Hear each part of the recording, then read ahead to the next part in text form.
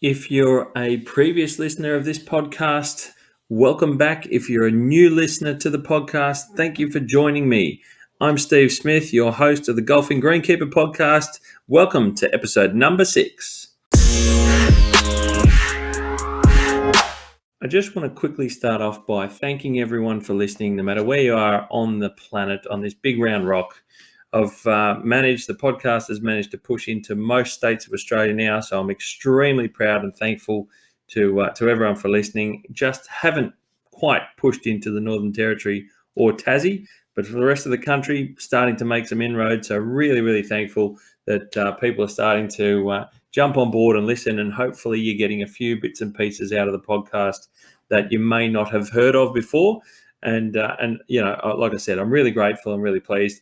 Also pushing into the UK, both to Scotland and into England, into the United States, which I'd already noticed that we've been into, and Malaysia, but some newcomers are into New Zealand and also Germany. So starting to slowly conquer the world, and I'll keep updated with everyone as it comes along and we start to break into some new ground. But thanks to everyone so much for listening and enjoying and being part of. And like I said, I hope you're always getting something out of it, which is the end game. Really, for me, that's a goal, just to be able to help you and give you a bit of information. So thanks again.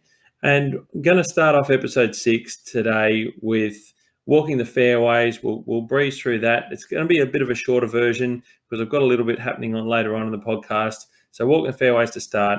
We'll go into the Greenkeepers Shed today and going to talk about the speed of a golf course, because I'm a bit curious at the moment.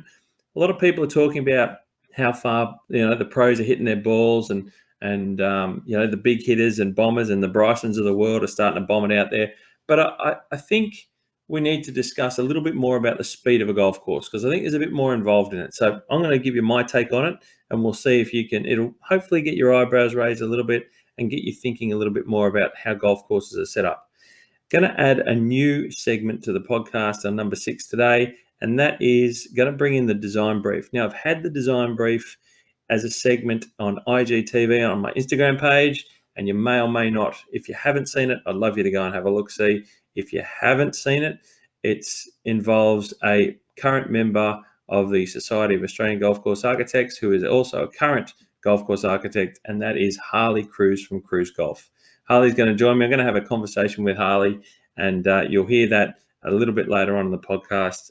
Really, really excited to have Harley on, and we're going to talk about lots of different things, and he's going to become a regular to the podcast over time as well. So really excited about that. Let's get stuck into it with Walking the Fairways.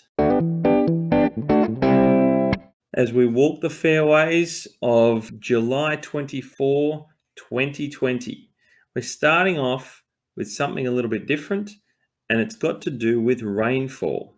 So as I do, I work outside for a living and always enjoyed looking at weather and experiencing the different types of weather, and obviously working on golf courses in the past. So I'm always looking at the weather, and I've come across that the BOM, the Bureau of Meteorology here in Australia, have given us a bit of an interesting forecast to look ahead to from August to November at this stage. And what they've said is that much of the eastern half of Australia has a higher than 70% chance of exceeding its median rainfall. Like I said, that's from August to November this year. So basically, by that, what they're talking about, it's more or less the southeastern parts of Northern Territory, the eastern half of South Australia, Northern Victoria, Western New South Wales, and Western Queensland. So anything on the east coast that's west of the Great Divide looks like there's a higher chance, higher than 70% chance of exceeding the median rainfall. And this is through a lot of the dry, certainly a lot of the drought-ravaged areas that have been in that really dry period for the last 5 years, through much of farmland, cropping land, and pushing even into some of our really dry, super dry desert, arid areas in Australia as well. And really interesting to see if this is going to come to fruition. It's not often that we see it. It is a pattern that does emerge every sort of 7 to 10 years.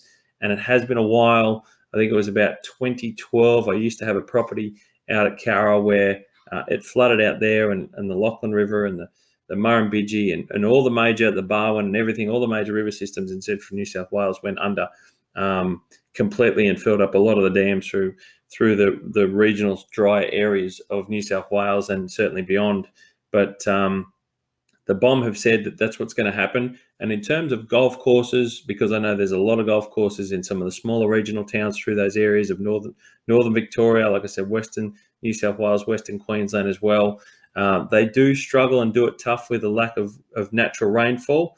But if we get a higher than average period in spring leading into summer, it'll hopefully fill up dams, give them a really good head start to get him some grass cover back where they might have struggled for the last sort of handful of years. So something to keep an eye on for everyone. And those, if you're working on courses in those drier areas, in those western areas, fingers crossed, this year could be a year where you can really show off that golf course with some of this beautiful rainfall that hopefully you'll get.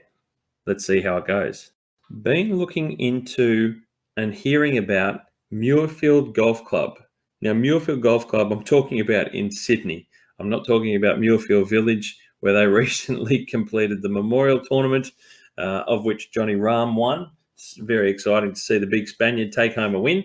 But Muirfield Golf Club in Sydney. Now, Muirfield's located in the North Rocks area, it's north of Parramatta, and it's just alongside the M2. It's more or less above that motorway if you're a Sydney sider and you know it. But Muirfield's looking at some serious works to the overall golf course, golf club, which is going to include a development. Now, Arden Clubs are involved with the club along with Harrison Golf, and Harrison Golf is made up as an Australian-based design firm, architecture firm of Bob Harrison and Scott Champion as well. Now, they're getting involved there. I've seen a little bit of preliminary works in some of their planning and what they're talking about doing. It's a bit of a deal, to be honest, with this small development. But they're talking about there's course upgrades, which are going to include the realigning of some holes and some minor changes to some of the locations of some tees and greens. But they're going to potentially get some new greens out of it, new bunkers, possibly looking at also increasing their water storage. Now, I don't know Muirfield. It's one of the few courses in that area that I haven't actually played, but it's always had a good name.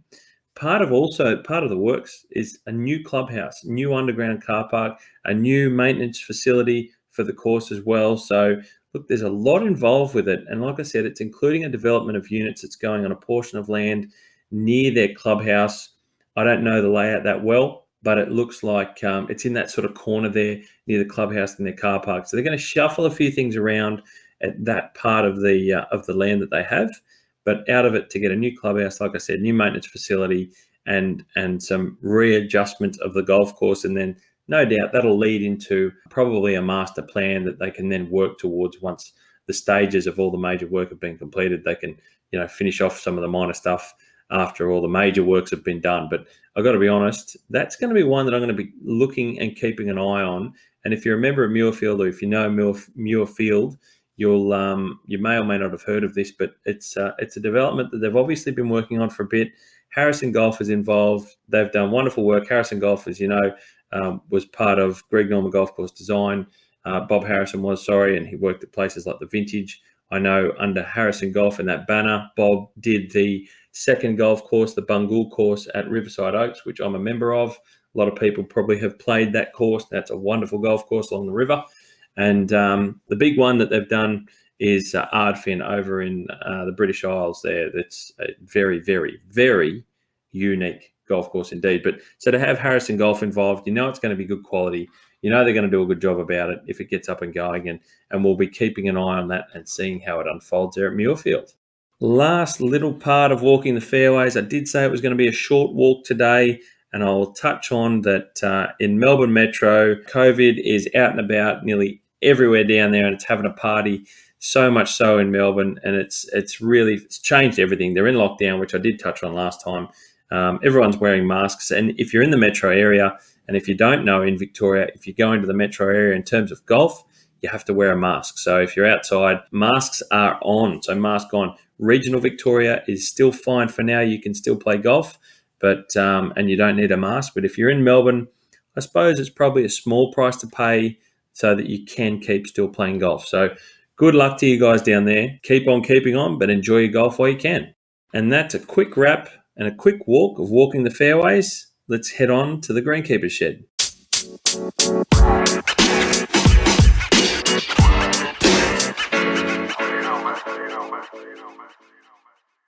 Welcome to the Greenkeepers Shed. At the top of the episode, I mentioned that I was going to talk about speed of a golf course. Now, speed of a golf course, I'm talking about how fast or slow your ball moves on the turf surfaces around a golf course. And usually it's measured with what we call a stimp meter.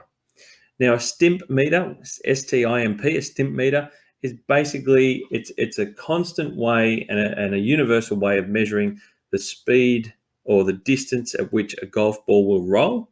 And it's measured usually in feet and inches, but can be measured in metric as well, in meters and centimeters. But usually you probably heard numbers like 11, 12, 13, 14 pushing into the big tournaments in the US, like the Masters and so on. The stimp meter is basically, it's a piece of aluminium. I can't remember exactly how long it is. It's got a V sort of groove angle in it. And at the top of it, you put a golf ball, you sit it on the green and you lift up one end up an angle until the ball falls down the ramp. And then you measure a distance that the ball will roll from the end of the aluminium, the end of the stimp meter, to where the ball finishes. Now, what you do is when you're testing it, you do it on a level surface on a putting green, and you might test a few different greens to work out the average, but you do it a couple of times in two different directions, forward and backwards. That way you eliminate any issues with grain and if there's nominal breeze around and that sort of stuff. So it's about averaging everything out, and that gives you a number.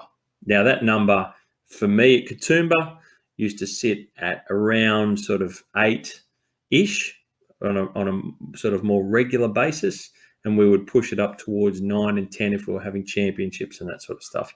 But you hear things like I said, 11, 11 and a half, 11.2. Those are the sorts of numbers that you would hear about when we hear him talk about the speed of a green or the speed of the greens on a golf course in the tournaments. So that gives you a bit of an idea about the way we measure. But speed on a golf course. So we often think straight away about the green speeds, like I said, and green speeds have increased significantly over the years. Not so much with the top tier private courses and the exclusive courses, the people with big budgets and big staff and all the infrastructure and equipment to maintain them. Those greens on those courses nearly always been quick. If you ever get the chance to play them now or 30 years ago, you probably always noticed that they were considered fast. You would sit there and go, geez, they're quick today. They're quick on this course. They're great. They're flat, they're smooth, they're quick. And you go back to your normal membership course, whether it be a regional course or a course in the suburbs or a public access course, whatever, and you'll often think that they're a little bit slower than those courses. That's more of a regular setup, easier to maintain, that sort of stuff. So those courses don't so much have super quick greens or very fast greens, but certainly, like I said, the top tier private courses, tournament courses will often have the quick greens, and the lower level member public access courses and regional courses maybe not. Improvements in maintenance, management practices, knowledge in maintaining turf and golf courses. There's course infrastructure that has an impact. Irrigation systems, for example, are getting so much better and better as time has gone on. Like same with equipment, mowers and different means of renovating and constant light renovations. They all make a difference. Chemicals, growth regulators, synthetic products that are used out on golf courses all make a difference and have made a difference as we advance in time from 40, 50 years ago to now. These have all made a difference and have allowed more golf courses with less labour forces to be able to improve and increase the speed of their greens and other surfaces. And it's usually to do with the length of the grass. And even grass types have improved over the years. You've got new hybrids and different smaller leaf blades and the way that they'll grow a little bit tighter and a little bit flatter and all this. All these have an impact on the speed of a golf course. And like I said, we're usually talking about greens. Grass types will very much dictate the speed as well, like I just mentioned. And the finer grasses, such as bent, fescue and cooch, and I'm sure you've probably heard of these these varieties of turf and grasses, they're used around the world usually for putting greens, for tees, for fairway surfaces, right? They're the finer leaf grasses. Whilst other grasses you might have heard of, like kikuyu, ryegrass, zoysia grass, and there's couch grasses as well, but the more coarse leaf varieties, you'll often find them more commonly used on tees and fairways leads into the surrounds of a green. So that's where you'll see the more coarse varieties of grasses, and you can tell just by looking at them. You'll notice that they're sort of just a much broader leaf. Adds more friction. They grow a little bit longer. They don't like and really thrive on being cut super short. Those sorts of grasses you'll find more commonly on fairways. Every course has its best speed for greens, and they have a speed that's also too quick. Now, I think that all courses should find the threshold of what too quick is. They should find it and they should understand what that is, but then they should also find and understand their happy place. What I'm talking about when I talk about that is, I'll give you an example. When I was at Katoomba, when we did Katoomba, I found that the greens were probably, in my opinion, and everyone's got their own opinion, but I found them to be their best at 9 on the stimp meter, right? I love them at 10. I really did love them at 10, a little bit further, a little bit quicker. But 10 was too close to the edge of being stupid and ridiculous and unplayable at Katoomba.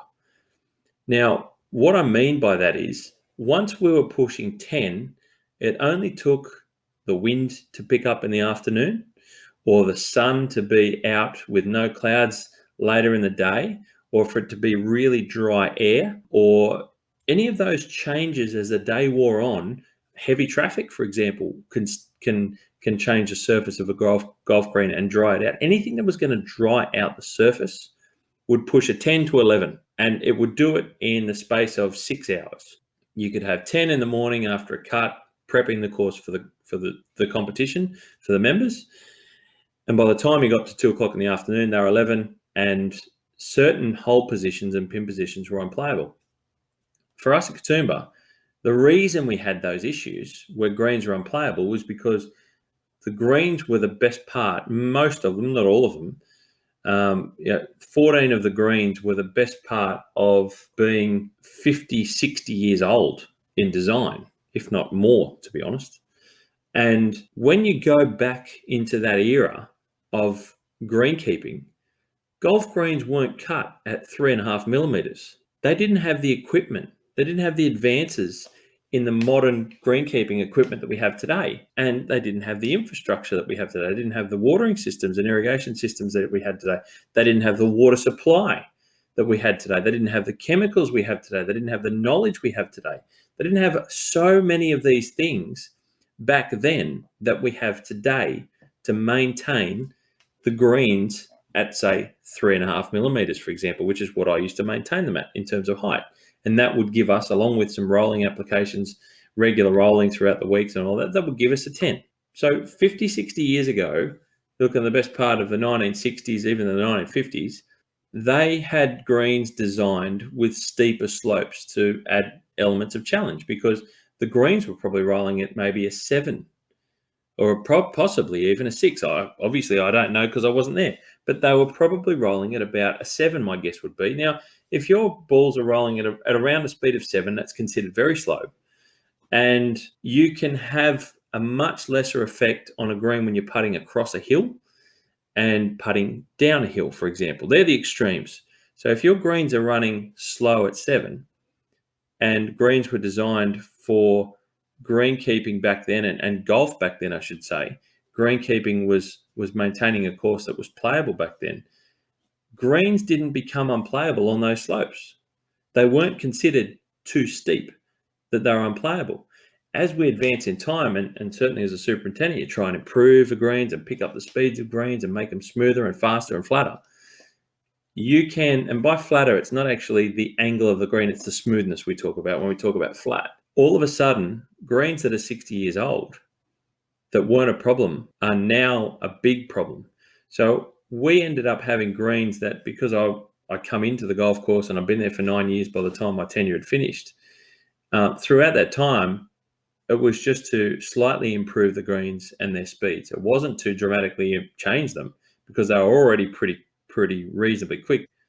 So I didn't change it and make the speed so much faster. They were already pretty fast, but there were a few greens that were literally unplayable. In summertime, there were greens that we couldn't put the flag, and 3/4 of the green, there was literally only a handful of spots or less, 3 spots, 3 pin positions where we could put the flag, knowing that it could only be played on those areas during that time of year.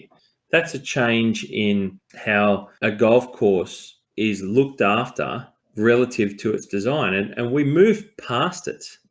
This is the problem. As time's gone on, we don't change the greens, but we change our maintenance practices, and we've moved past it. And I think we've gone, sometimes it's too quick, but I think it's critical for a golf course to understand, one, its happy place, and two, its threshold, where it goes too far. And I think that's extremely important. Now, if you go to a place like, and I talked about height of cut on greens, we used to do 3.5 mil. It's not uncommon to find anywhere from sort of 3 to 4 millimeters on a golf green, 3.25 for a lot of them, and they roll. You're pushing out to 4.5 on some of the lesser maintained courses, and that's due to labour levels and finding a happy medium that you can keep greens alive. And but let's go to a place like Barnbugle Dunes, for example, in Tassie. Everyone knows Barnbugle. They have a mix of fescue and bent grass, with fescue being the predominant species that's used throughout the golf course, including the greens, right? Now, I recall a number of years ago reading an article in one of our turf magazines that said that the greens were maintained at a height of, I think it was around 5 millimeters. And I thought that was really unusual and really long. And then therefore they would be quite slow. But what I didn't know the area and the local environment where Barnbugle is built and where it's situated. I don't know that area. I still don't. I've never been there. But that 5 millimeters, as I read further into the article, was critical because it allowed the course to be playable basically year round, because it's in such a high wind area. Where it's located, right on the coast in the northeastern tip of Tassie, is a very high wind area, and it's regularly windy. And I know, because at Katoomba we get rather fast and high winds as well, just not as often by the sounds of it as down there in Tassie. But it can, like I said, it can totally change. I've seen it blow balls off greens, not a problem. No worries at all, thanks for coming.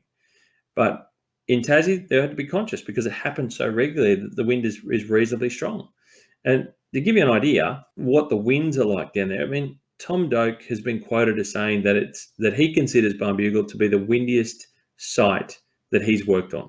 So that's someone that's one of the very high profile modern designers with a great portfolio of works, been all over the world. Tom Doak, as we probably know, and he said that he considers Barnbugle to be the windiest site that he's worked on. That really gives you an idea of what it's like down there. But 5 mil greens height of cut, I'm not sure if they're still there as they are now, but that was, like I said, a number of years ago, probably pushing maybe 6 years ago that I remember reading it. But yeah, interesting that they've found what their happy place is. Don't know what the speed numbers are on the stimp meter, but that 5 mil gives enough friction so that balls don't get blown off greens and that they're still playable.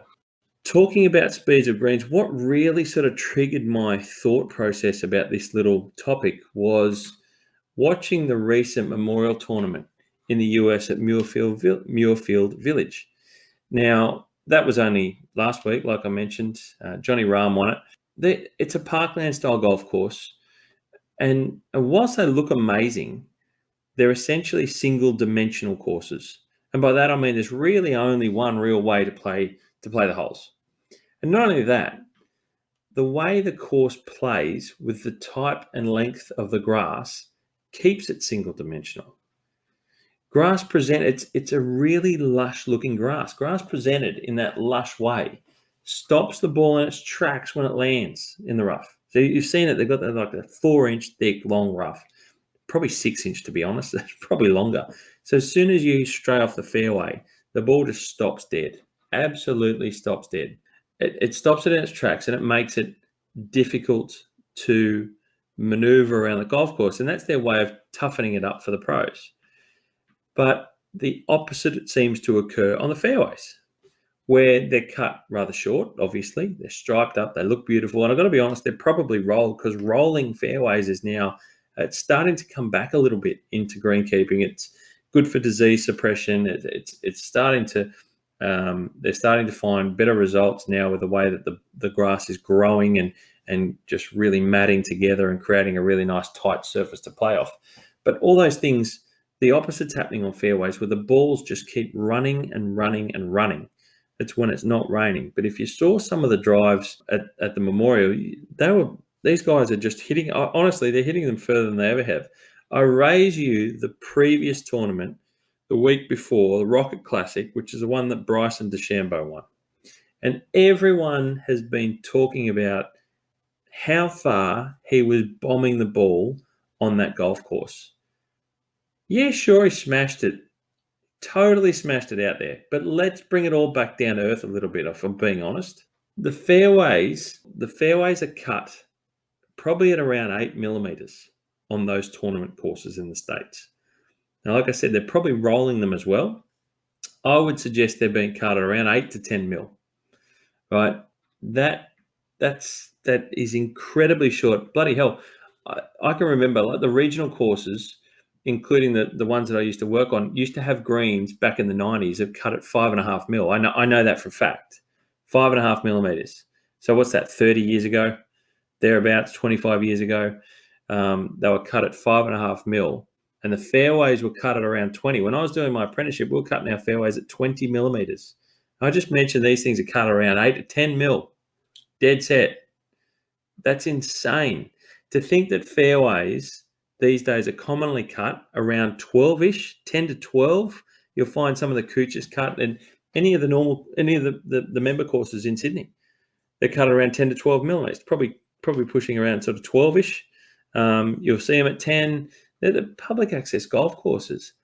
And to think that tournament courses are going to be cut at less than 10 millimeters, greens usually around 3.5 millimeters, 3.25 millimeters and below across all court. Like, if it normally green, look, I'm losing my mind. Honestly, I can't fathom that the height of cut and the regular maintenance of these golf courses week in, week out is so low, so short, and what has become equally so fast. It's incredible. It's absolutely, it's honestly, it's ridiculous, in my opinion. The courses aren't often rebuilt, like I mentioned before with ours at Katoomba. They're not often rebuilt to allow for this massive reduction in cutting height and ultimately increase in ball rolling speed. They're just not. They're the same lay of the land, like I said before with Katoomba, as they were 40 odd plus years ago. But now we want the balls to roll faster and further, which now often brings in all sorts of trouble, like balls running off into tree lines that 40, 50 years ago didn't happen. They're not holding on fairway slopes. You might have side hill slopes, uphill slopes. I've seen golf courses where there were fairways running uphill. They now leave a rough cut in between because the balls don't stay on the hill anymore. They roll 100 meters backwards.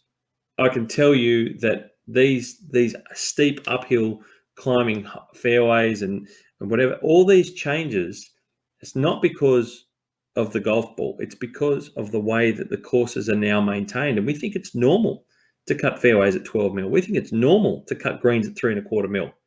But it never used to be like that. So we're not digging up golf courses and rebuilding them all. We're just cutting the grass shorter and saying that it's better maintenance.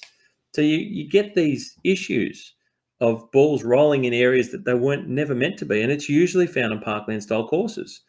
And, where they won't even hold the greens. They'll roll off green edges that they never used to do that. So all these sorts of problems are coming into the fore and have done over the last, I've noticed most of my time as a professional greenkeeper over the last sort of 15 to 20 years. A links course, for example, and this is talking about different designs. A links course is designed to allow for the ball to run. It's designed to allow for it to run off the fairway into edges, into hollows, across humps, down side hills, rolling off into bunkers. It's made for the ground game. It's made for that effect. They want it to run off a green and into a hollow and all those types of things. So it's a very different design where the roll of the ball is encouraged and that type of game is used in the design. But parkland style, it's not often done that way. It actually ends up being an issue. So fast surfaces on a parkland style course is usually, I don't think it works very well. Now, I've got no problem with anyone doing what they can to hit it as far as they can to give themselves an advantage where they can. But is it really any wonder when these courses that they're hitting it this far? Is it really any wonder they're hitting it this far when these courses are giving away, say, 80 yards of run down the fairway? So I'm talking about 50 odd meters extra run, sometimes 70 odd meters of run, 100 yards. Seriously, is it any wonder they're hitting 400-yard drives? Now, I'm not saying that's not a long hit, but I'm saying you get a quarter of that run out at the end of your drive. That's a really big addition to what never used to be there. So I know the balls didn't go as far back in the day with the equipment they had, but on a parkland style golf course, they weren't getting 100 yards of run. It just didn't happen 30, 40 years ago, 50 years ago. So it's very different. I'm not one of the longest hitters going around. I hit it around 260 meters, short as these days. I'm a short ass, right? It's got a little bit to do with my ball flight, and I have a lot of backspin with my driver and all that sort of stuff. And when I go down and I hit a good drive, I often find that the lob mark of where the ball landed is next to my golf ball. So I don't get a lot of run. It just doesn't happen with my swing for whatever reason. But if I was to get an extra 50 meters of run, I'd be pumping it. That's over a 300-meter drive. I consider that a big drive. I think most people consider anything pushing 300 meters is a ridiculous drive. So if you're getting all that's changing the way that I would play a golf course. Now I've got an old TaylorMade R7 driver. There's nothing special anymore. But if I was hitting that over 300, that's huge. Add to that these guys are using the latest and greatest clubs, the latest and greatest balls, latest technology, and they're basically custom fitted out by the manufacturers around their swing as well, right? So these guys have the best of the best. What's annoying me is that people are saying that people like Bryson are hitting the ball too far, and they're changing the game so much so that courses aren't able to sort of hold their own anymore against these big bombers, which I don't agree is correct. I don't believe that it's only the ball or it's only the clubs and the technology. I think we greenkeepers, in the way that we maintain golf courses and in tournaments it's dictated to by the governing bodies that are setting up the course, golf courses have become too fast as well. So that's another element that people aren't talking about. That's an element that I'm trying to bring into people's sort of vision to say that golf courses are equally part of the problem. We're creating surfaces that are too quick. They're just too quick. I've got to be honest, I'm not surprised that Bryson hits it as far as he does. It doesn't really surprise me. Like, he's bombing it out there, but it doesn't surprise me. Look at Ricky Fowler. Now, the other day at the Memorial, he hit 432 yards, the commentators were saying, on the 17th hole. He hit it that far. He hit it through the fairway into the creek, and the creek is just short of the green. Now, Ricky hasn't put on 300 pounds of muscle in 2 weeks and does not look like a brick shithouse swinging a club like Bryson's trying to be. Ricky's Ricky. He's reasonably fit, of course, like all these guys are. They're all athletes. And he just pumped one out there, 432 yards. That's a big deal. I don't care if it had downwind or not. That's just enormous. You know, we've seen these things before. I don't think Bryson is anything special. Like, he's got his thing that he's trying to achieve, but he's not one out of the box. We've seen all this in the past. We've seen people take the world by storm with the big hitters. Like, look at when DJ, Dustin Johnson, come out, the big swing, the big tall fella come out, just pumping him out there. Bubba Watson was another one who was doing it there for a while. I remember watching Rory, I think it might have been Chambers Bay, I can't remember exactly, hit one onto a par 4, and it wasn't considered a drivable par 4 except for Rory and like DJ. He hit it onto the green of the par 4 while the players in front were still putting out. I think that was about 4 or 5 years ago. This is not new. Bryson is not new. People, get over it.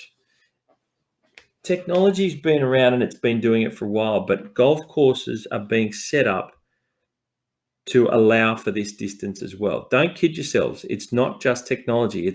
It's golf courses and greenkeepers. The way that we're doing it, we've got to now I think we've got to start to pull ourselves back a little bit. I think we've got to pull back how fast we're making golf courses. What about those other people of the modern eras that have gone by that used to bomb it out? What about Tiger? When he came on the scene, he was a huge sensation. He was bombing them big and straight. He was monstering them out there. And everyone's like, can't believe it, how far Tiger hits the ball. It's insane. Go back a little bit further. Anyone remember Long John Daly? He used to pump them out there too. No one said that we should stop the golfers from hitting it as far as they do back then, although they probably, some of the professionals might have. But I don't remember hearing about that for sure. But Long John Daly, he got the crowds. Everyone loved watching him. What about our very own Greg Norman? He was considered a big hitter with the old Persimmon clubs and the Bellata balls. Norman was considered a big hitter. I don't know the numbers that he used to hit, but he used to bomb it out there compared to the rest of the field. So it's not new. I think everyone's just got to get over people like Bryson. They're here to stay. I think that one thing we can control is the speed of a golf course, the way that the turf surfaces are set up. I mean, this big hitting thing, it's like I said, it's not uncommon in the professional golf. So I don't know why we're all of a sudden saying it's incredible. Just, we don't need to go silly. Yes, the balls need to be possibly adjusted as well and equipment, but let's make the grass on the, what happens if we made the grass on the fairways a little bit longer, a little bit slower? Now, that will really bring out the people yelling and screaming, I reckon. I kid you not.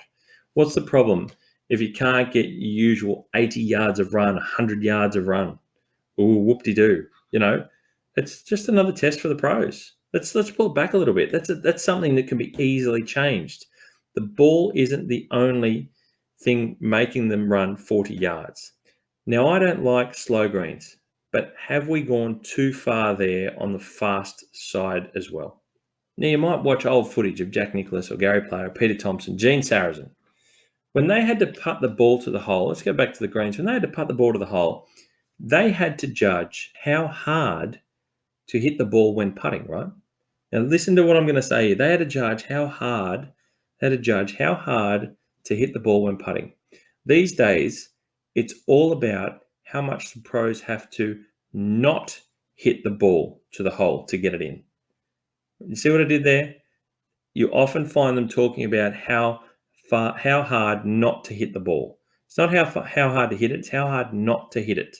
It's all about how far short they have to aim to think about hitting the ball so that it can gently roll into a hole. Other than that, you know, it'll just keep rolling 4-6 feet past the hole. Is that not the definition of backwards?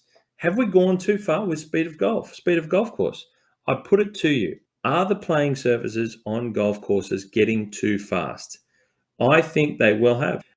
And I think it's not only the clubs and the balls that are allowing the golfers to hit the ball so far, but also the speed of the turf surfaces that are allowing it to happen. I'll leave that thought with you. That's the Greenkeepers Shed, guys.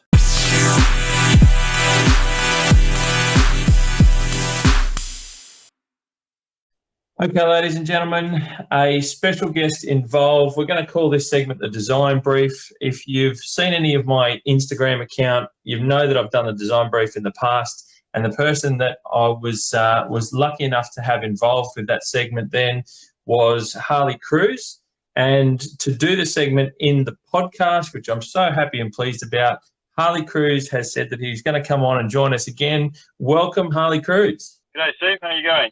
I'm very well, thank you, mate. Thanks for being part of it again, and this time in an audio sense for all the podcast listeners. So very glad to have you on board, mate. I really appreciate you taking the time to chat with me online on the audio side of things and convey, you know, all the bits and pieces that we'll talk about to the listeners out there in podcast world. So thanks, mate. Yeah, no, it's a pleasure. Absolute pleasure. Now, mate, for those that don't know and for everyone listening, Harley Kruse is an Australian golf course architect. I'll just give you a little bit of background and Harley will expand on some of those things as well, no doubt. So Harley has his own design firm, architecture firm, being Kruse Golf, and he's had that since around 2010. I believe he's also president of the Society of Australian Golf Course Architects. and on a sort of a semi-professional social side is a member of Royal Melbourne Golf Club, which we all know and love, no doubt. Some of us have seen it. Some of us have not, have been lucky enough to get inside those fence lines and have a look. But Harley, you are well established in the architecture world as a golf course architect in Australia. You've been around for quite some time. As I said, you've had your firm since 2010.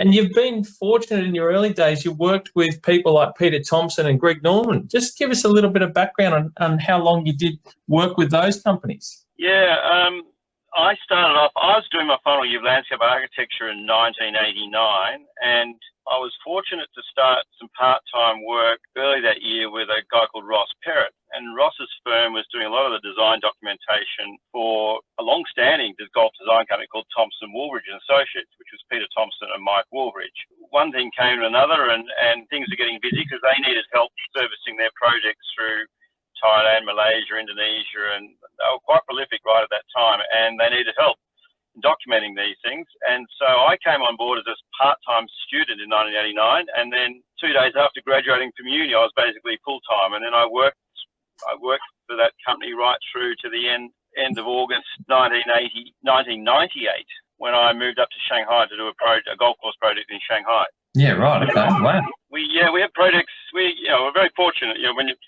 When you work like someone like Peter Thompson, was well respected right around the world, of course, 5 times Open champion. We had projects going on in Victoria and New South Wales, Queensland, Hope Island, Twin Waters in Queensland at the day, Canada Lakeside, and then at one stage there we had 6 18-hole golf courses under construction in Indonesia all at once in different parts of Indonesia. Really?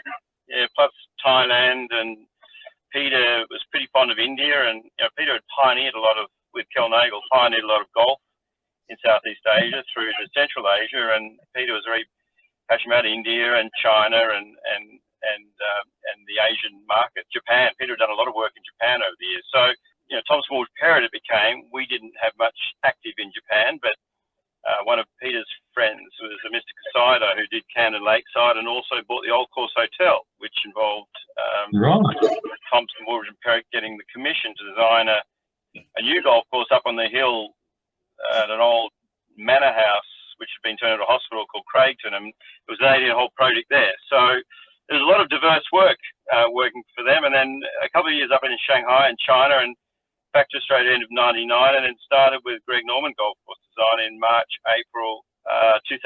So the first day of work was an interesting one. It was walking the sand dunes at the National with the Ocean Course under construction, with Mike Woolridge directing things there at the National, and Bob Harrison, who was doing the design work for the Moona Course at the National. So that was my first day of work with my old firm on one side of the sand dunes and the new company on the other.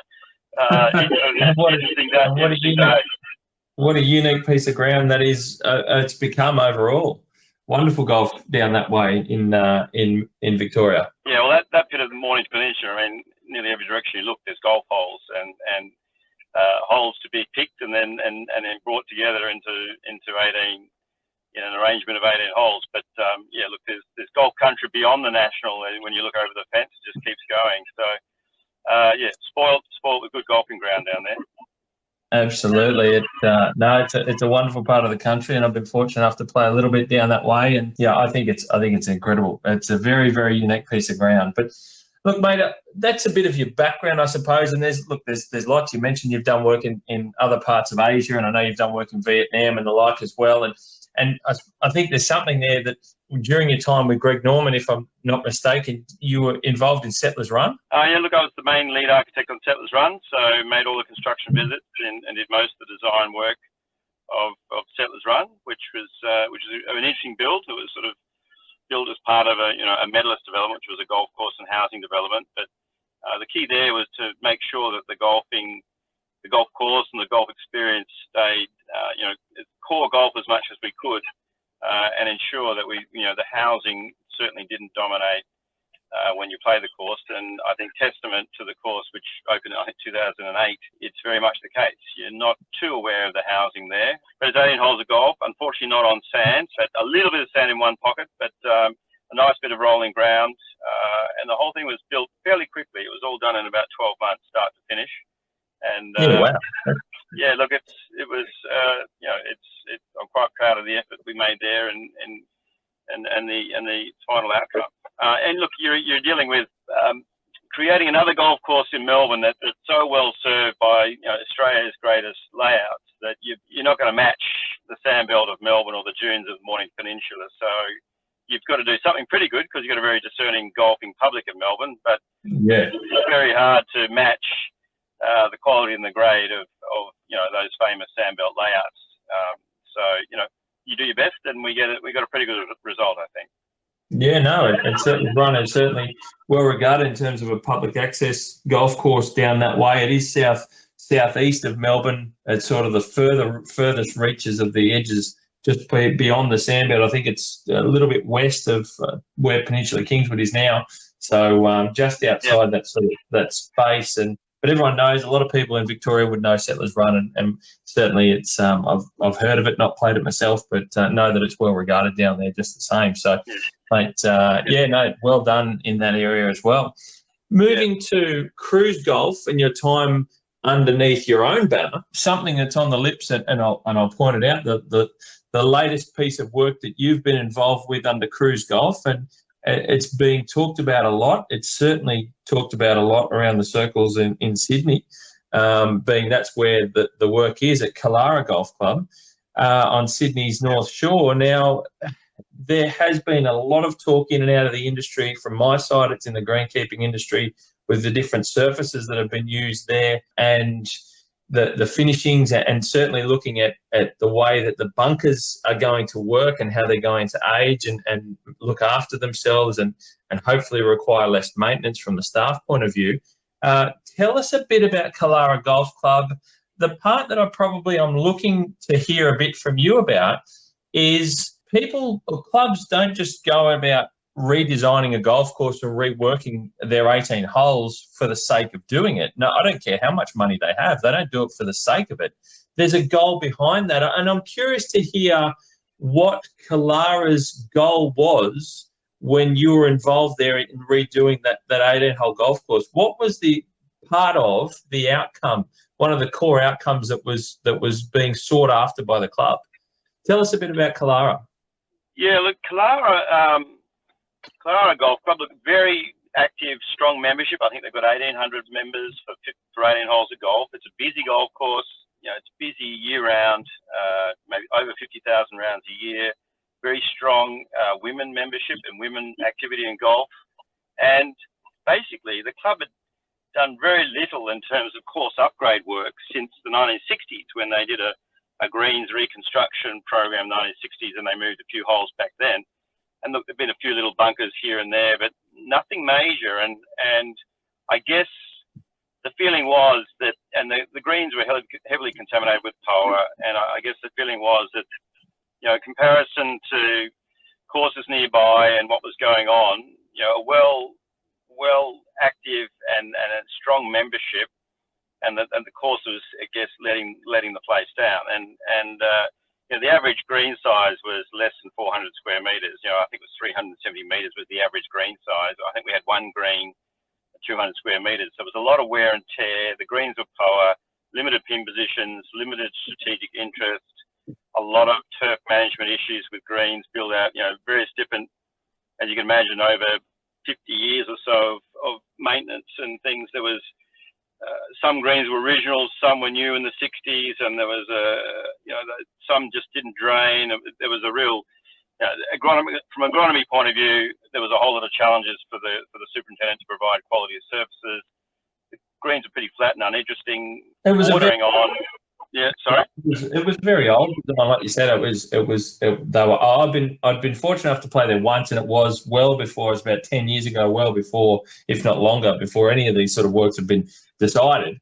And like you said, it was uninteresting. It was always well maintained and reasonably well regarded in a sense in the North Shore area, but it wasn't intriguing. It wasn't exciting. It wasn't like you said.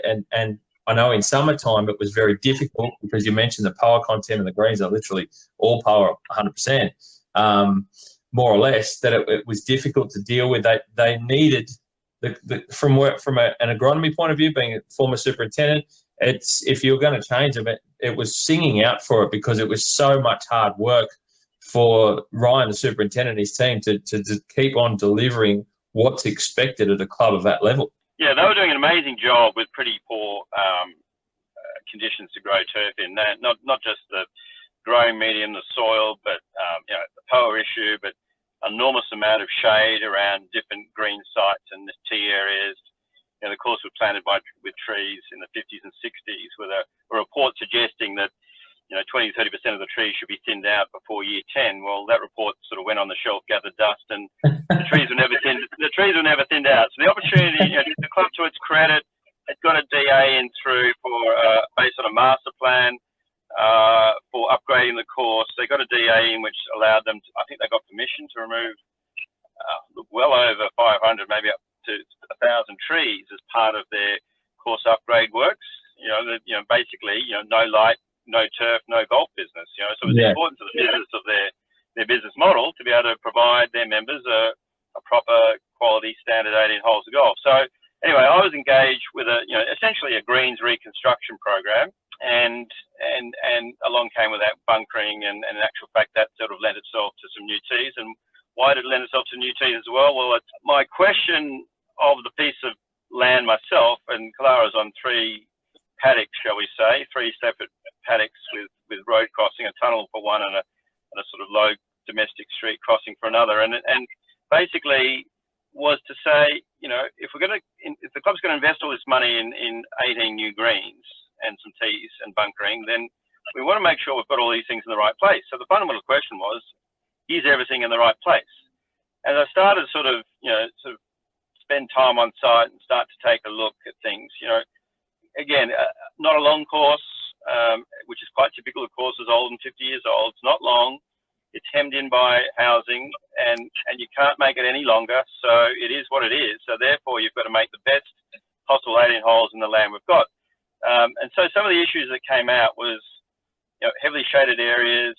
They had 19 holes of golf. And my question was, well, 19th hole is really a luxury. If we could get a better 18 holes by sacrificing the 19th hole, isn't that what we should be going for? And fortunately, that got a lot of support. So, and the other thing was, as I said, are all the greens in the right position? And when I raised that question in front of a member's presentation one day, there was sort of a few people sort of, well, of course they are. But, as I started to point out, some of them weren't. I was going to say that would be, I can just picture a membership in a presentation scratching their heads and raising eyebrows going, what do you mean are the greens in the right spot? That, of course, like you said, of course they are. They've always been there. They must be in the right spot. But that's not always the case, is it, as time goes on? Well, that's right. I mean, there were some both boundary safety dimensions and internal safety dimensions that basically necessitated the fact that greens needed to adjust location. And so the first green was adjusted. The second green was moved a little bit. The third tee is consequently moved. The third green was moved back. And then on the other side, in a paddock which is called farm, there was a green there, and no matter what we did, and with extensive earthworks, we might have been able to move it, like serious earthworks. We might have been able to move it out of the shade of a blue gum high price, which we couldn't touch. Yeah. And that was basically Ryan's worst green in terms of trying to present a quality putting surface all year round. And I started to think, a golf course is really only judged by its worst hole often, and as we say, and I said, no matter the earthworks, it would still be ordinary. And it was a very steep uphill hole, which for the better golfers, that was fine. But for a lot of players, it was sort of a long par 4. It was sort of 3 shots to get to a tiny, narrow green. Anyway, the short of it, long of it, it sort of occurred to me, late one night, that how about what would happen if we actually reversed that hole and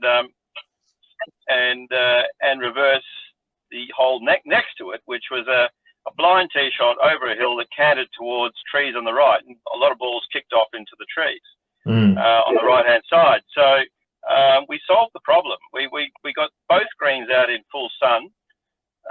We got the ground working better in terms of the shape of the landing area and the shots.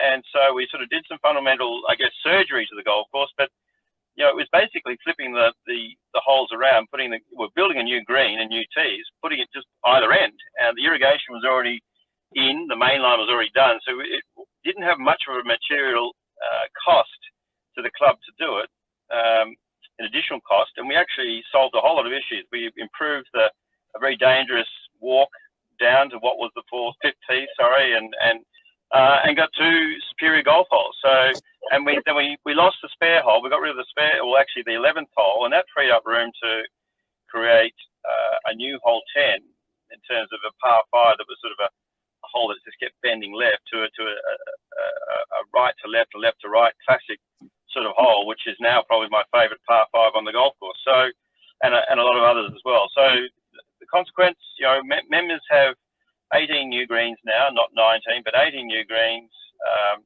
It almost plays like new 18-hole golf course in many respects. And you touched on the subject before, bunkering. A whole lot of new bunkering. We've actually got, I think there was 58 bunkers previously. I think we're down to 43 bunkers. Wow, that's a big change. Yeah, look, it just didn't require a whole lot of bunkering. And I think the temptation to overly bunker is you've got to resist that temptation. I think a lot of courses bunker to get the eye candy, but I think with Kalara, where doing the bunkers that we did, which was with capillary concrete and with eco bunker, the sand face and the that vertical lip that we're trying to create in the soiled site, we're not on sand.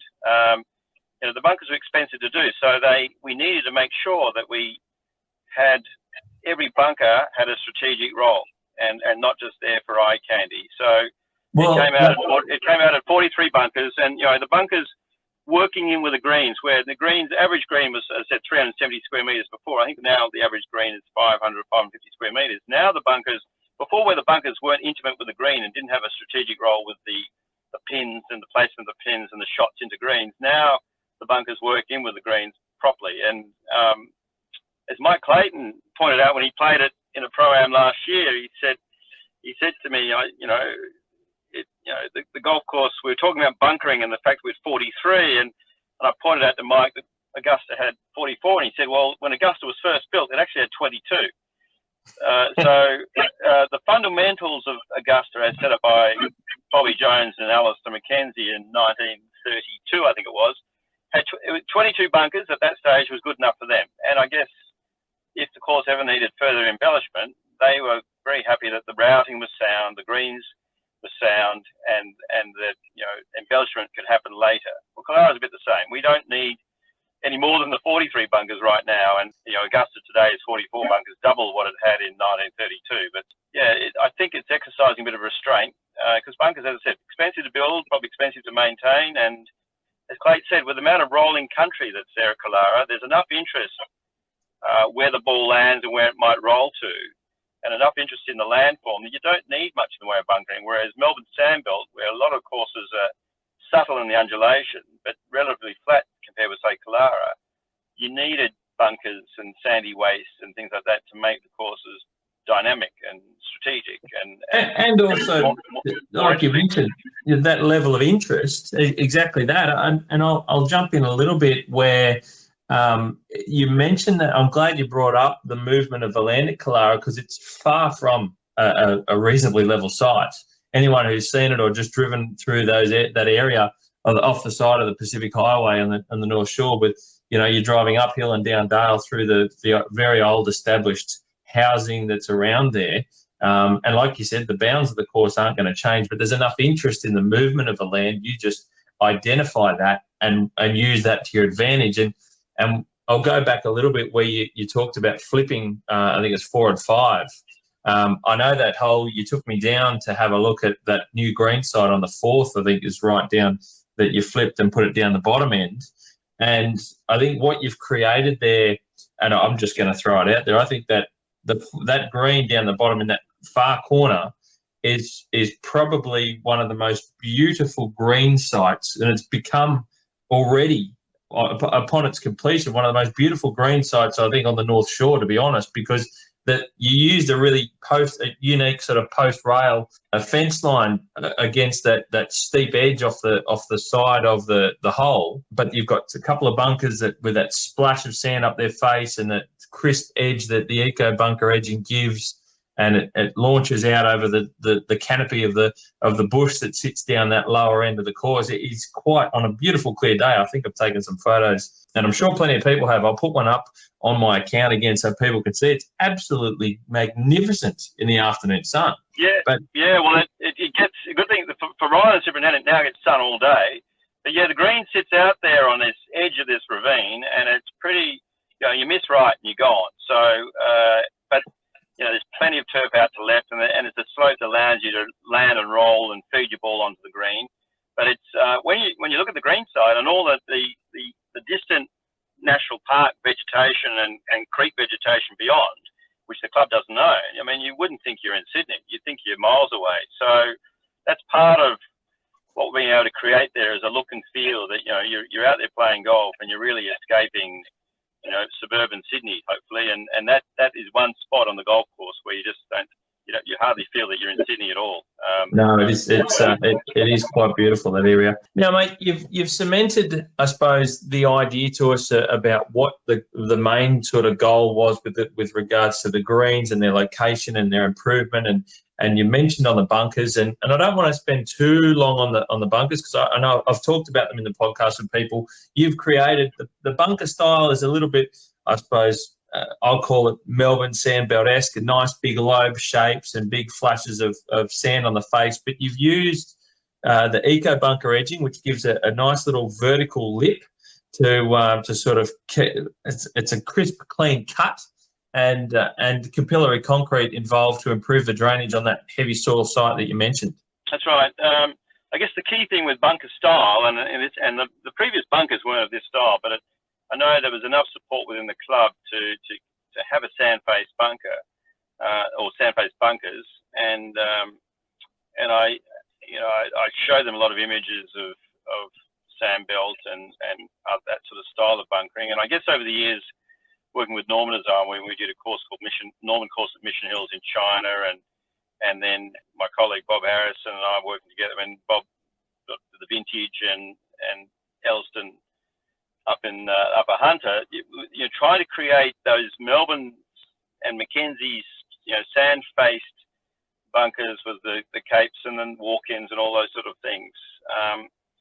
In heavy soils, it was quite difficult and challenging, and if you've got reactive soils and you try and get that sort of cut lip, and the cut lip really is like a highlighter. It really just you get that shadow line of the cut lip, and then the bunkers just jump, and they look and feel a lot more powerful, and they have a lot more presence. So it was a particular style I wanted to try and achieve, and I guess with those other courses I mentioned, the challenge was to try and have a stable edge in soil that hopefully wouldn't crack and crumble and then contaminate the sand and block it up, but also sort of fall away. So that's where a trip up to Elliston to see the eco bunker being used up there on some new bunkering was a bit of an eye opener in terms of what the potential was in terms of a new product that I hadn't seen at the time, and it was like straight away this is a no-brainer. So doing like a sodded vertical edge, up to sort of 40 centimeters deep.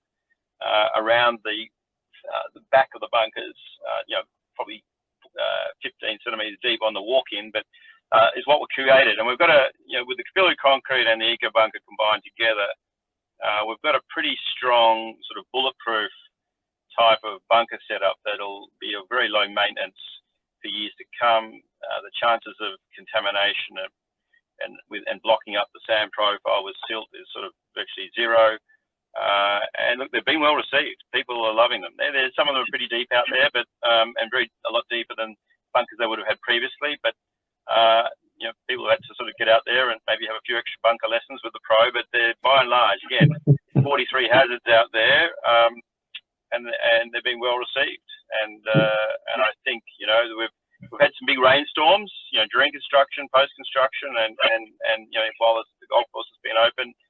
And someone asked the question, "You got any concerns about the bunkers?" And I said, "It didn't even occur to me. No, a bunker's not going to wash when we get a storm because they've been we've built them, designed and built them so that they're not going to get water flowing into them or flowing down the faces or any of that. So there's no maintenance. I mean, how many courses do we know of that every time there's a heavy summer rain in Sydney and staff are out for the next 2 days pushing sand back up bunker faces or pulling the plug out of the bottom of the bunker to try and get them to drain, or putting pumps in the bottom of the bunker to get them to pump the water out. I mean, that'll never happen at Killara for years to come. So I think in that sense, Ryan's got himself and look, Ryan was looking for this, and to his credit, he's driven a lot of these issues, and I think we've got something that he and his team can be very proud of in terms of the practicality and the durability of what they got moving forwards. Indeed, mate, and I know I can speak for myself. When I was working at Katoomba, we did some bunker changes and bunker work, and like you mentioned, and I've talked about this in my last podcast, that keeping bunkers on a soil site, keeping them uncontaminated, or stopping that level of contamination from the outside world, be it from your soil edges and where your grass verges are into the bunker, and even from the sub base and all that sort of stuff.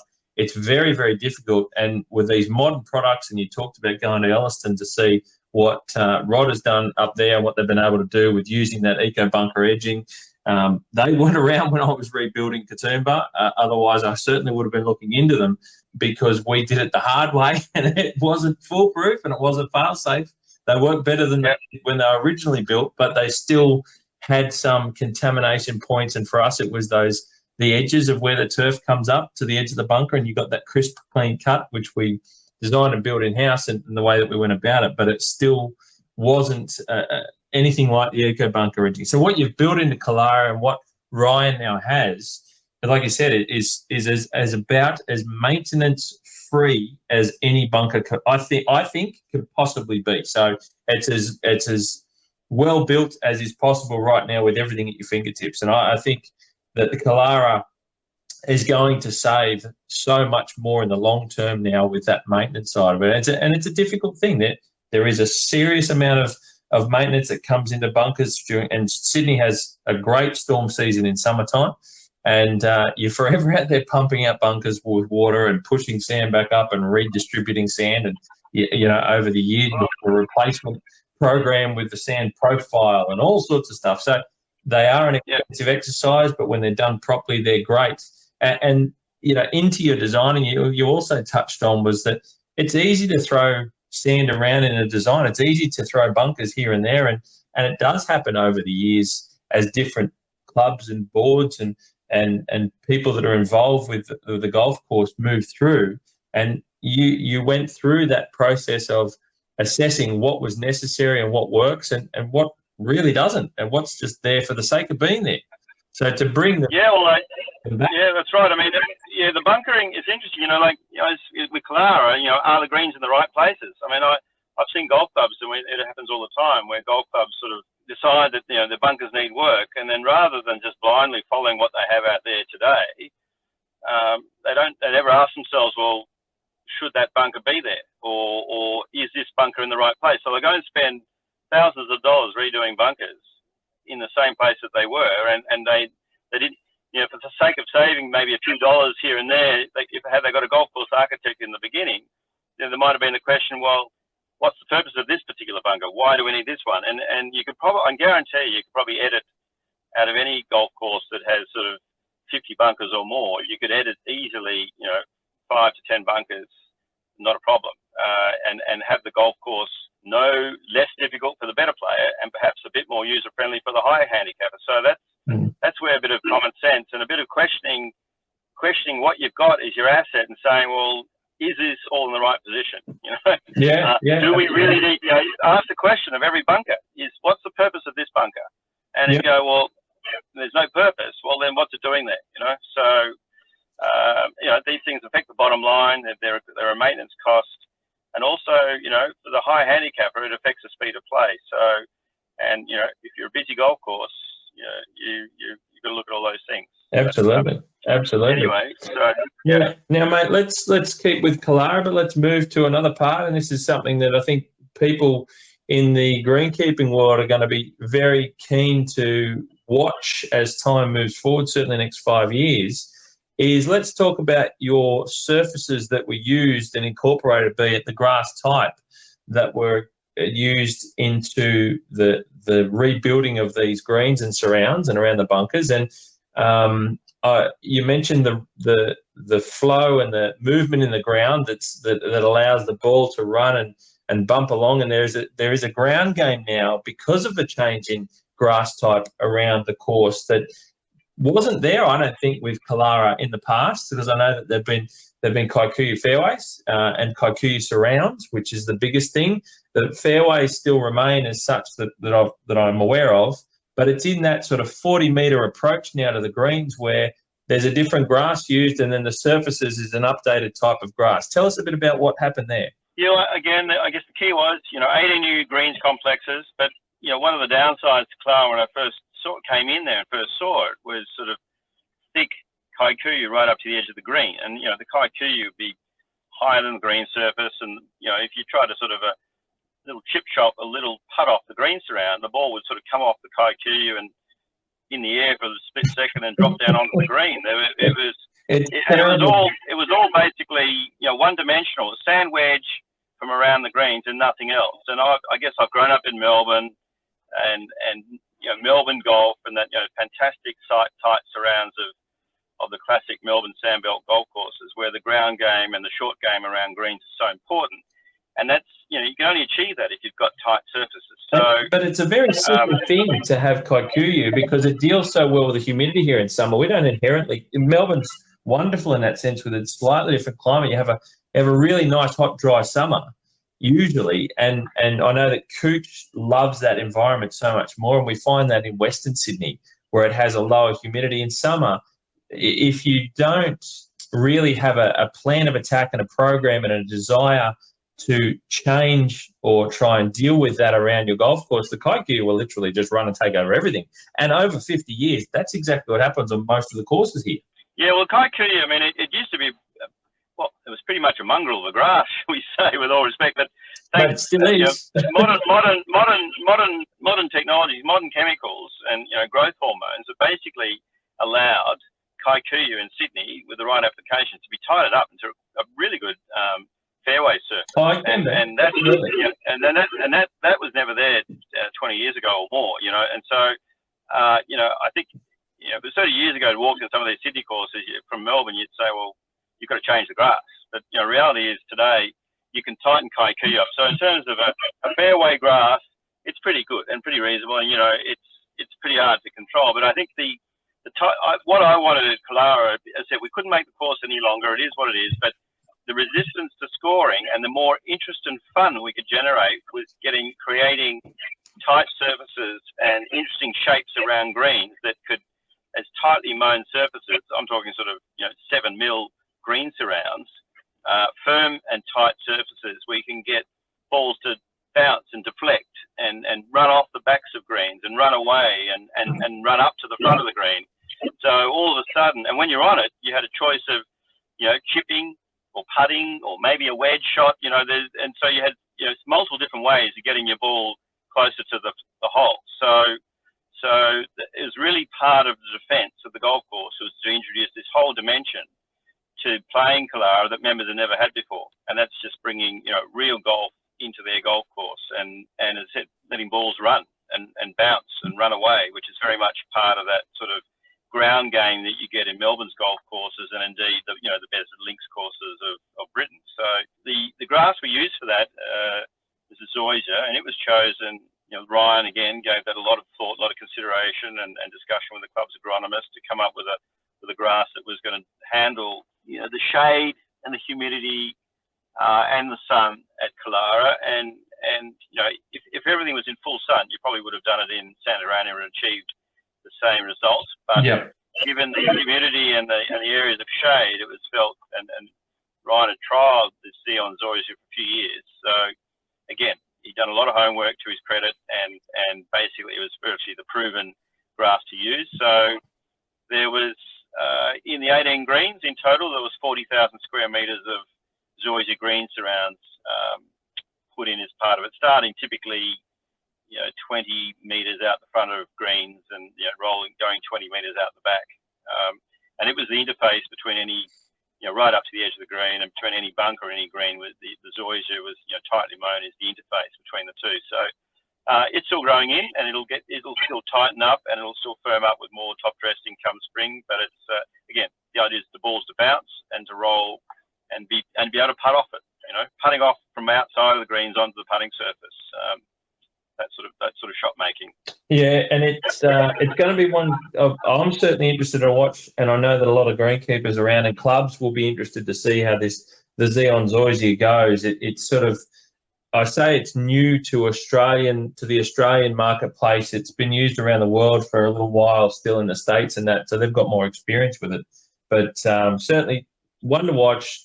Like you said, from your side of it and from the club side, Ryan had trialled it and understood it, and that's what they wanted to do, and you've managed to incorporate that and the design of the way that the holes play. So it allows for the ground game, something that Kalara has never really had. So it's going to change the way that the members will play that golf course. And from what I saw when you showed me around the course, it just looks, and you talked about the fun factor, and I really love that when people talk about the fun factor in a golf course, because I think in Sydney, unless you're travelled and well experienced and you've travelled around, certainly to Melbourne and maybe around the world, you probably don't really know what that means, because we haven't had the grass types often or the design to understand how that works, that ground game. I know that, take, for example, Tom Doak and Renaissance did work at Concord Golf Club in Sydney, which is another well-known private club.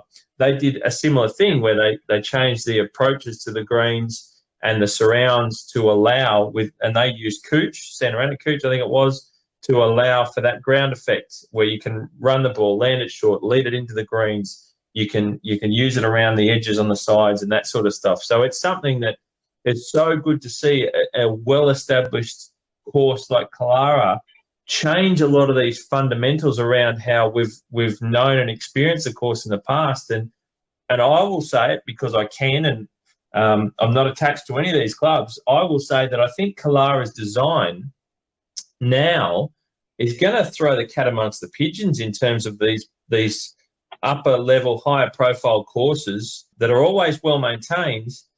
But the ones in the north of Sydney, or even anywhere in around Sydney, this design that you've incorporated and the fun factor into Kalara is going to throw a lot of other clubs to start to question their own sites and whether they can do, or should they need to look at, some changes to their golf course to update and improve, not just adding a bunker or changing, some smaller elements around the course, but maybe it's time to maybe rejig in a larger scope of works to really give them another 50 years or 20 years before they need to look at any of those changes again. Because I look at Kalara and I can't wait to play it. One day I hope I get the chance. It really has this look of fun. You just look at it and it looks fun. I don't even need to play it. It looks fun. It's fantastic. And I wonder if some of the other courses around the place, whether they be the Pimbles or the Avondales or whatever, again, well established, are they going to look at potentially their own courses and start doing what you said, questioning the location of things, questioning some of the things that they have now that have been there for 40 years, to bring something more out of the site, not just a shiny new bit of grass. Well, absolutely. I think at the end of the day, the ground game on golf courses is critical, and the ground game around the greens and tightly mown surfaces around the greens that we've introduced at Kalara. As I said, the ball can roll it, but importantly, there is consciously little subtle shapes and bumps and humps that you've got to land your ball in the right spot. If not, with this tightly mown surround, the tightly mown surround is almost, you've got to think of it almost as a hazard in itself. If you don't land the ball in the right spot in that approach to the green, it'll bounce off. The next minute you could be 15, 20 metres away from the putting surface. And so that's using tightly mown grass almost like a hazard in itself. So without the need of just thinking one-dimensionally about the only way to make a golf hole harder is to bunker it, you can actually make it harder and trickier just by the subtleties of shape and the tightness of surface around the green. Hang on, mate. We'll just fix your phone there for a sec. So I'll go back onto that green surrounds. I mean, I think you're talking about the fun element of the green surrounds. I think the key issue there is these tightly mown surrounds. It is a lot of fun. It is multi-dimensional in terms of the shots you can make, as I said, putting, chipping, wedge shot, whatever. But it's getting that tightly mown surrounds. But importantly, every little shape has been consciously done there. If you don't get the right line from the right angle of the fairway, there's slight shapes and what will deflect your ball. The next minute, your ball's rolled 15 metres away from the green edge, and you might have landed a couple of metres near the green. But so it's kind of using these shapes and this tightly mown surrounds, almost like a hazard in itself, bring a whole lot of interest and difficulty into perhaps the golf course without the need for bunkering. A lot of golf clubs think, we need more bunkering to make it harder, but I guess it's the subtlety and nuances of golf design that bring this level. I think it might have even been Tom Doak years ago. I saw somewhere he talked about when he was doing bamboo, or sort of realizing himself that the tightly mown surrounds of the greens of bamboo was part of that difficulty, and having a hump that would deflect the ball away, and deflecting balls away and letting balls run out the back of greens, as opposed to sort of your classic, I guess, American type golf courses where a metre off the rear of the green and it's your short rough, which just traps the ball and keeps it up near the green, as opposed to letting it roll out the back. Exactly, you say it. And speaking of, we just saw the tournament on the weekend at Muirfield Village, the Nicholas course, which is exactly that. I think we tend to see a lot of television golf, which in Australia is a lot of American golf, and we see that long rough, long grass, close to the green edge. Balls don't move too far. It's very much where you hit it, it's going to be. There's not a lot of too much without taking too much away from the design. They're all different, but it is a different style of design, which leads to a different type of golf, isn't it? Oh, totally. Jeff Ogilvy said, you stand up, you just walk onto the tee of the next course, or the next hole, and you already know what club you're taking out of your bag, and all you got to do is hit it straight down the middle every time, straight down the middle, straight 100%. Down the middle. And I think that's the difference between those PGA courses they play week in, week out, where the fairway is narrowed to 20 yards wide at 300 yards off the tee, and thick rough and all that, and yet it is one dimensional. It's just threading the needle and threading it down the middle, and you don't have to think, you don't have to position yourself. Whereas I think when we saw the President's Cup at Royal Melbourne, you've got to position your ball in the right spot of the fairway, and you've got wide fairways, and I think it was Tiger Woods that came out and said he wished we played more golf courses like this week in, week out. And this is what I think words affect. This is what golf should be. So I think. We could talk for ages just about width, but the sort of soft, long, lush roughs of American golf courses isn't the golf that Australians are used to day in, day out, and nor the British type of game. And I think it's something that it didn't suit Peter Thompson's game. He didn't really enjoy those lush American courses that he played on. And look, in his day too, they weren't playing on first tier golf courses anyway. A lot of PGA events were on second or third tier golf courses. But that style of game is a very different type of game. So anyway, we're lucky to have a country here in Australia where we've got some of the world's best golf courses around, and have more of that ground game instead of the sort of this thick lush situation. And I think I think with our climate and everything, it's inherent to that too. And I think we need to look at doing more efforts in that way. And I know that a lot of the architects that are working around the country, and you touched on, Ogilvy, and he's part of OCM, and I know that that's what they do a lot of their styles as well in some of the works that they've done in Melbourne, which is we're starting to see a lot more of it. I want to move away from Kalara now. We've talked a bit about that. I know people are watching about it. I'll jump to another high-profile course again in Sydney that you're involved with, and that's Royal Sydney itself, which is a big name. It's steeped in history in not only Sydney but certainly Australia. It's been around an exceptionally long time in this country, and Royal Sydney has been talked about for the last, I think it's now probably a couple of years or so, that they've been talking about redesigning the golf course, and they've boiled it down to, I think it's correct me if I'm wrong, it's a Gil Hance involved, but you're also part of this project that Royal Sydney's looking at doing and redesigning the golf course. Is there anything you can tell us about Royal Sydney? Yeah, look, it's yes, Royal Sydney's a client, and been working with them on and off now probably 4 years, maybe more, just in preparation for this. Club appointed Gil Hance as their course architect. Will be going on 2 years ago now, and Gil's done a redesign of the layout and a lot of issues. I mean, Royal Sydney's 18 holes of golf on about 43 hectares of land, so it's pretty tight, extremely tight. Very, yeah. A lot of the site's fairly flat through the middle, and I think that allows things to happen. But it's a course that, historically it evolved. It was never designed from the outset as 18 holes that you see today was the original 18 holes.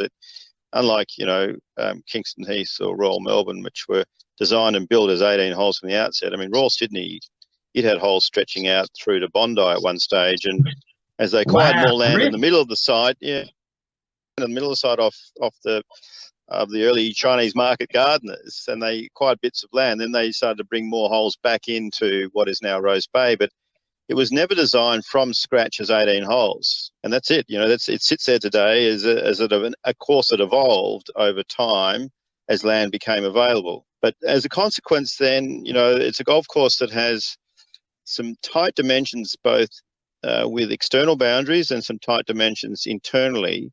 And some of those tight dimensions and restrictions have been there for years. And previous architects, their brief has been to work within the tree corridors that were created basically 1949, sort of through the 50s, when a well-intentioned member planted a whole lot of trees throughout the golf course. And those corridors, as they grew and developed, effectively severely narrowed the golf course to what it is today, where I think the average fairway width is 22 or 3 meters. So it's pretty narrow in parts on average. It once wasn't like that. It was once a much wider, more open layout. And, the turf, as the shade happened, the turf got narrower and narrower. And then, so everyone's sort of worked within the corridors of the original holes, or the holes that were defined by a member who planted trees. So Gil's taken a fresh look at it and come up with a layout that is pretty exciting and pretty good, that really optimize. Again, it's asking the question, what is the best possible 18 holes we can fit on this site? And his new layout and design, I believe, achieved that, and it'll have a golf course that will be, again, worthy or more worthy of both high standard member play, but as a genuine championship venue to host the Australian Open, which the club has held many times. So there's a lot of history, as you mentioned. So it's really bringing the course into modern times, but in a classic way. And I guess my involvement is, I'm not doing golf courses. My role there is purely the golf course landscape, which is an area that I've done a lot of over the years, and bringing in, I guess, ecological principles and biodiversity principles into the golf course landscaping to make it a much more interesting place to play golf, but also a place that's more interesting, I said, more a fun, user-friendly, but more of a less parkland and more of a classic Australian sandbelt type of golf experience, which Royal Sydney was. I mean, a lot of past captains and presidents sort of lament the loss of the character once had, and some of those past presidents and captains are still around today. And you talk to them, and they recall the wispy grasses and the coastal heath and the bird life that used to be there, which is not there today. And so it's really about restoring back a lot of that original character back to Rose Bay. So that's a big enough job on its own for me. There's no doubt. There's several years of work to bring this to fruition, and we're taking it through to sort of 110 different local species of plant, rare and endangered species, plants that are going to attract a wide-ranging fauna life in terms of right down from insects and butterflies, bees, through to migratory bird life that moves up and down the eastern seaboard of New South Wales, where Royal Sydney is a sort of a stop-off point on their journey from, say, northern beaches or even a central coast down past Sydney through to La Perouse and south. So it's a significant little bit of land. I want to mention. Oh, actually, sorry. I want to talk about the vegetation, because a lot of people don't understand not through a lack of wanting to know, but they don't even recognise, because it's such a subconscious part of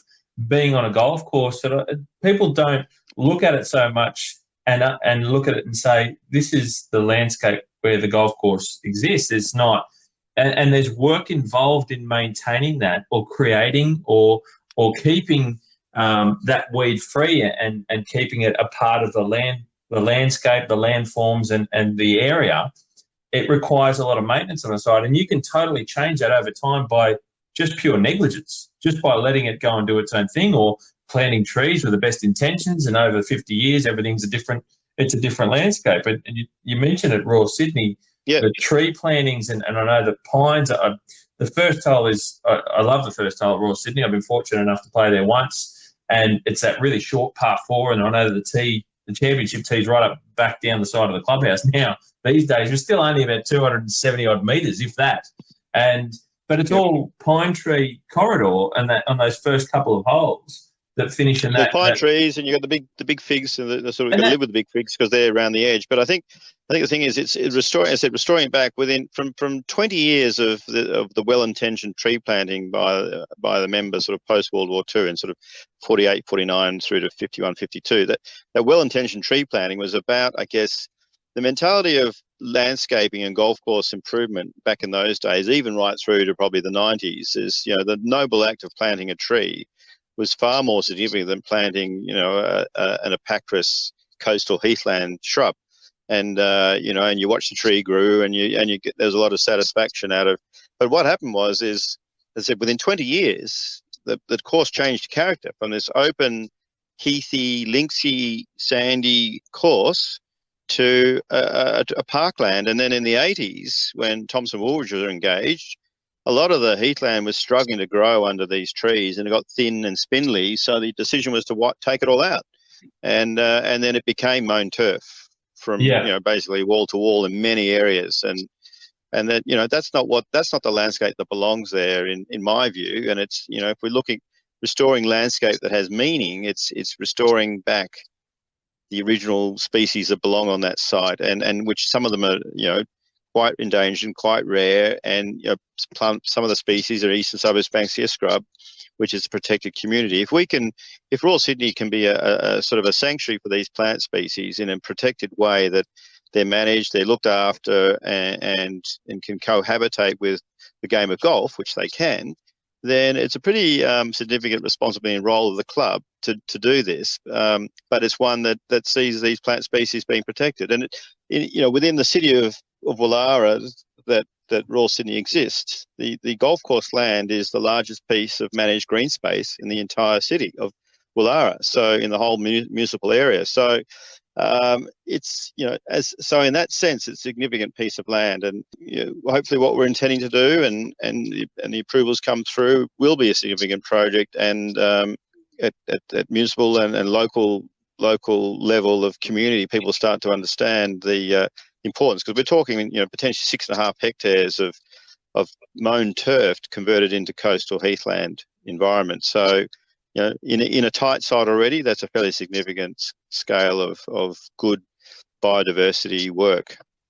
No, look, I think it's a wonderful thing. I really do hope that all of these choices and these decisions are able to be executed, because you talked about the flora changes, but it's what not only that does in the way that they manage those plant types. They manage the soils, and they manage the water profile, and they manage all those different inputs that come around through that piece of land. But it's their attraction of then the fauna. And you talked about the birds, you talked about insects, you talked about butterflies that would otherwise have been forced away from that site. And it's such a large space that now we'll be able to use that exactly as you put it, as a sanctuary. And it will be a wonderful attraction and a safe place for the native fauna that have been struggling to find pockets around that are kept alone in national parks and that sort of thing on that eastern side of Sydney, and there's not a lot of reserves and spaces for them. So it'll be good to be able to potentially, the club might working with government authorities and local government areas to reintroduce those other parts as well as those native faunas and insects and animal life. And I think that's the other side to the golf course space that, again, like I said, people don't recognize, they don't notice when they play golf there. But I think as a membership, you become custodians of that. And I think that's what I love about the Sandbelt, is that they retain that. But like you said, it was they're golf courses that are built and designed that way in that landscape. And Royal Sydney wasn't that. So it's changed so much over time. But to understand that that's maybe something that they can be custodians of, is that space, will be wonderful and a wonderful inclusion in the overall redesign. Yeah, look, and it's what golf should be. I mean, I'll come out right now and say I don't think the Australian Golf Club and what it's done with its landscape, I think it's going on a totally wrong direction, and basically an example of what golf shouldn't be in terms of its vegetation and landscape. Right. It's been driven by a desire or wish to be something different, but it's okay to be different. But what's the meaning? What's the underlying foundation of philosophy and meaning? It really is quite shallow. It's all about the physical appearance, and it's so far from what that land should be. And you've only got to go back to photos from the 50s and 60s and see what an amazing place the Australian was. So my prediction, Australian Golf Club has an unsustainable vegetation landscape at the moment, is my opinion. Some might choose to disagree with me on that, no doubt. Sure. But I think it's a high intensity management landscape. I mean, they're still planting pine trees and things like, it's sort of 80s resort style that I see as a negative to the outcome of that golf course as rather than a positive. And as opposed to what's being proposed at Royal Sydney is so fundamentally sound from the sense of the place, what belongs, what originally was there, and the whole commitment to biodiversity on the site, and the site reaching its biodiversity potential, both flora and fauna, and long-term sound ecology, and ultimately, sustainability of the golf course moving forwards. And so you apply the right principles, and that's why for me, Royal Sydney, it's a great challenge, great opportunity, and for all involved. And I think it can be, hopefully, and it'll take time. It's not going to happen overnight. A project like that, of that scale, will take several years to achieve these outcomes. But it'll be hopefully there for obviously members to enjoy and best guests to enjoy, and it might be a bit of a role model for other courses to take a look at and take notes. So. So there's a lot of work for me just involved with that alone, and so looking forward to working with Gil and his team on site. It's a pretty intense construction period when construction eventually does get up and going, and again, being on sand, there's enormous potential to do some really great things. So yeah, Royal Sydney, mate, that's I'm so pleased to hear the outside the edges of the grass itself, that's an inherent change in this overall design concept. So really going to be one to watch at Royal Sydney, and I'm really pleased to hear that. And I look forward to, mate, hopefully we can catch up along the way as things happen at Royal Sydney. When it does kick off, we'll be able to see some of those bits and pieces that are happening. So it's really, really good news from an ecological perspective that I love to hear.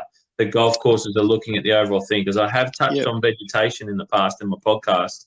And it requires effort, it requires work, but it also requires an understanding that you need to consciously think about it and work at it, because it's a beautiful part of any golf course, and to work in harmony with, I think, an Australian landscape and our flora and fauna, I think is critical. It's key, and I think it's the only way that we should be moving forward from a golf perspective. So yeah, well, we have such amazing flora in this country, and around Sydney, spectacular flora, and I guess historically, early settlement, the Australian flora, bushland, was seen as wild, untamed vegetation that needed to be tamed, and there was but if you go and plant cypresses and pine trees and sort of Europeanize our landscapes, including our golf courses, that was an improvement. But I think there's a reality now that that the true identity of golf courses. You've got give it 30% of 40% of the area of a golf course is mown turf, and the rest of it's vegetation. That what gives a golf course its true identity is the vegetation the golf holes play through. So I think, and each site's different in terms of vegetation. Where we've got a commitment to doing a whole lot of vegetation work at Killara too, which is all about bringing back and restoring some of its original species as well. So there'll be interesting dimensions and changes happening there over time as well. And you've got another Avondale nearby, which I'm sort of consulting to on its vegetation. You play Avondale, and it's an amazing 18 holes within this incredible lower North Shore blue gum, high forest and sandstone bushland, which is there's no other golf course like it in Australia. That's its unique point of difference, its unique brand, and you go to New South Wales, and it's that coastal heathland. It's an amazing vegetation there. That's a golf course through a national park, effectively, but it's that vegetation there of eastern suburbs, Banksia scrub, is absolutely phenomenal. And that's only been really properly recognised since about 96 or 98. So it's only 20 odd years that vegetation has been properly recognised and well managed through the use of fire as a management tool. So there's a whole lot of things there. So that's which is all part of it. So well, Harley, thanks so much for being on the podcast for the first time and being a key ingredient to the design brief. So good to have you involved, and I really appreciate your time and talking to us a lot about the background of Killara and obviously what's going on at Royal Sydney. So thank you again, really appreciate it, and look forward to having you back sooner rather than later as our expert golf course architect on the design brief. Thanks, Harley. All right, mate. Good stuff. All right. Thanks. Mate. Cheers, bye. Bye. Bye. And that, ladies and gentlemen, brings us to the end of number 6. I hope you enjoyed listening. I hope you got something out of it, whether it be a bit of news, a bit of information, something that's helpful, something to talk about with your mates or even with me on Instagram or Facebook. Please do. Happy to chat away, have discussions. It was really nice, and I'd like to thank Harley Kruse again from Kruse Golf to chat with Harley, and hopefully look forward to chatting with him again in coming episodes. And I'd actually like to hear a bit of feedback from you guys. Anyone who's a member of Killara Golf Club, anyone who's played Killara since the new changes, I want to know your thoughts, your feels. There's some big changes that have happened there. Curious to hear a little bit about from the membership about what they think, or any guests that have played there, what their thoughts are on the golf course. And at Royal Sydney, look, there's going to be a big lot of work being done there too, and no doubt I'm sure there'll be divided opinions. There always is, but I'm curious to see what people think about what's happening there, the direction that the club's going, and obviously it's soon to be decided on all aspects of the design, no doubt. I don't think it's all gone through 100% just yet, but curious to know what people think about that, what's coming up, if you're looking forward to the change, if you love what you got and you don't want it to be changed, whatever it may be.